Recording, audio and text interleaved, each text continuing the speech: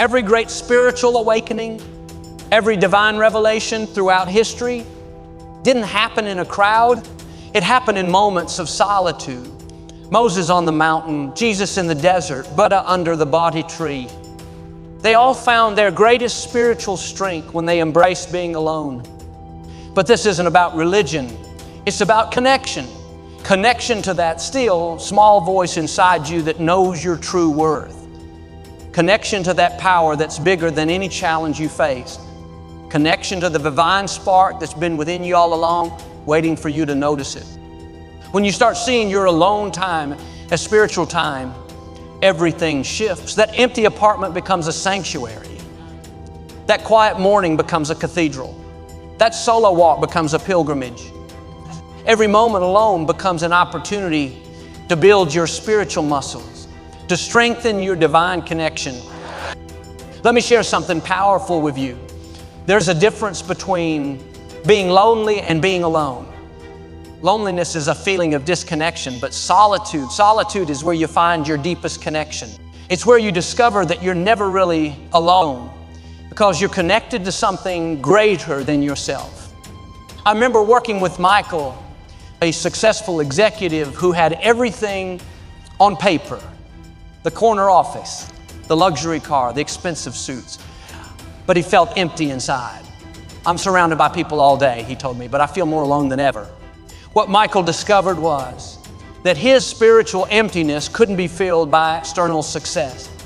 It was only when he learned to embrace solitude, to sit quietly with himself and connect to his higher purpose, that he found true fulfillment. Your alone time is your charging station. Just like your phone needs quiet time plugged into its power source, your spirit needs quiet time connected to its divine source. This is where you download wisdom, upload your prayers, and sync your spirit with your purpose. Take a deep breath with me right now. Feel that that's not just air filling your lungs, that's life force, divine energy flowing through you. In your solitude, you can tap into this power anytime. You don't need special words or rituals. You just need to be present, be still, and be open to receiving. Building inner peace isn't about eliminating all external noise. It's about creating such a strong internal harmony that external noise doesn't disturb your sense. It's about developing what I call your spiritual backbone, that inner strength that keeps you standing tall when life tries to knock you down. You start your day with 5 minutes of sacred solitude. Before you check your phone, before you turn on the TV, before you let the world in or connect with your spirit, let your first conversation of the day be with your higher self. Watch how this simple practice begins to transform your entire day. As you develop this spiritual strength in solitude, you'll notice something amazing.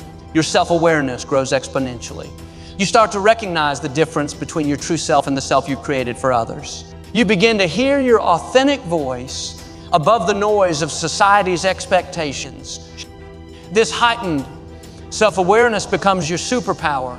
You'll walk into rooms and immediately know if they align with your spirit. You'll enter relationships with clarity about who you are and what you bring to the table. You'll make decisions not from fear or pressure, but from a place of divine guidance. Remember, self-awareness isn't self-judgment. It's loving observation of your thoughts, feelings, and actions. In your solitude, practice watching your thoughts like clouds passing in the sky. No judgment, just awareness. This is how you build the kind of inner peace that no external circumstance can shake. Your spiritual strength, inner peace, and self-awareness are like 3 strands of a rope. When woven together in solitude, they create an unbreakable connection to your divine purpose. This is the kind of strength that turns trials into testimonies, obstacles into opportunities, and setbacks into setups for comebacks. So think about a diamond. It's formed in complete isolation, under intense pressure and total darkness. But what emerges is one of the most valuable, most brilliant things on earth. That's what happens in your seasons of solitude. You're not being buried, you're being formed into something priceless.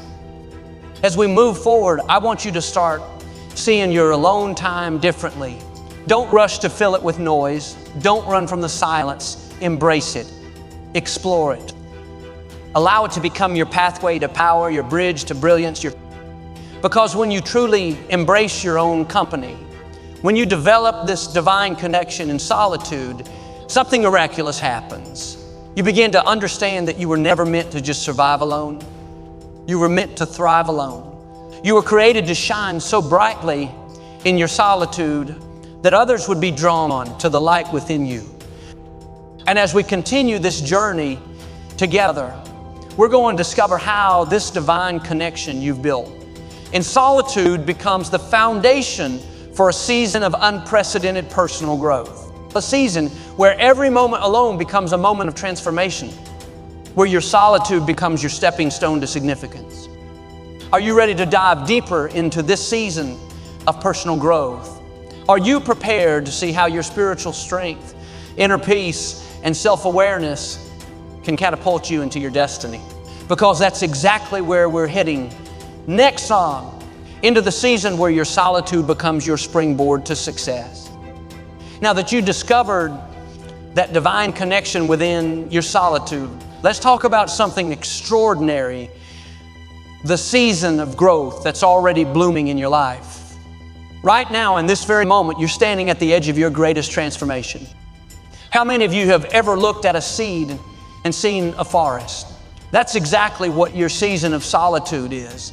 It's not just empty space, it's fertile ground. Every moment you spend alone is a seed being planted in the garden of your future success.